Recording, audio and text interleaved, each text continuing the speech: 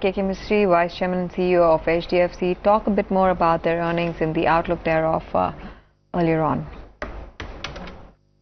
The government has been very focused on the housing sector and has kept doing different things to encourage more people to buy houses, in the expectation that by giving a boost to the housing sector, effectively you'll give a boost to all the core sectors in the economy: cement, steel, power, paint, all the various ancillary industries associated with housing gets a boost when housing gets a boost, and more importantly, a lot of jobs get generated.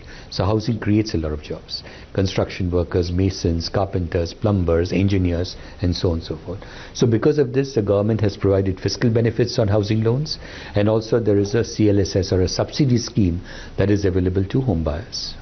And the last but not the least, and according to me, one of the most important factors for the growth, is the fact that 2/3 of a population in India is below 35 years of age. So India has a young population compared to the rest of the world. And unlike the West, in India, people do not buy a house when they're in their 20s. So the average age of a first-time home buyer in India is about 38 or 39 years. And with 2/3 of the population being below 35 years, what it really means is that 2/3 of the population has not even thought of buying a house.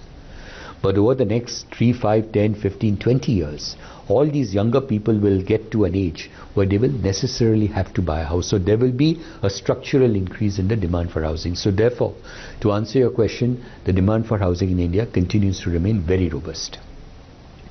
Now, in the affordable housing segment, our average loan size is 27 lakhs, as I mentioned in the talk when I was giving the results. In the affordable housing segment, that is to borrowers in the lower income group and in the economically weaker section, they account for as much as 18% in value terms of the loans that we given, and in number terms it's as much as 37%. Now that number has not changed whether we were looking at the June quarter or you're looking at the September quarter. So coming to the provisions, you did mention the number around 5,000 crores plus around the provisioning which has already been made, and it is over and above what is required, around 2,000. So is this clearly to do with the way things have panned out in the last couple of quarters, the way RBI has been looking at things? No, this is a historical thing. If you go back to 1, 3, 5 years or many years, you will see that we have always created provisions which are in excess of what is required by regulation, just to be very prudent. So we have been extraordinarily prudent with whatever we've done, and we've just created more and more provision over the years on a very conservative basis. On 30th of September, we were carrying a provision which is 2,120 crore rupees higher than what we are required to carry by regulation.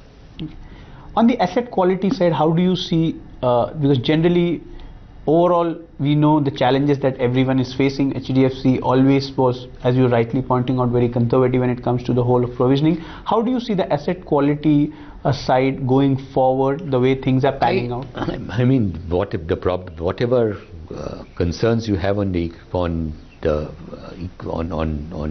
what's going on in the system have been there for a while. If you look at a gross non-performing loan number in June, that number stood at 1.18%, and now in September that number stands at 1.13%. So actually, the gross non-performing loan number is down by 5 basis points from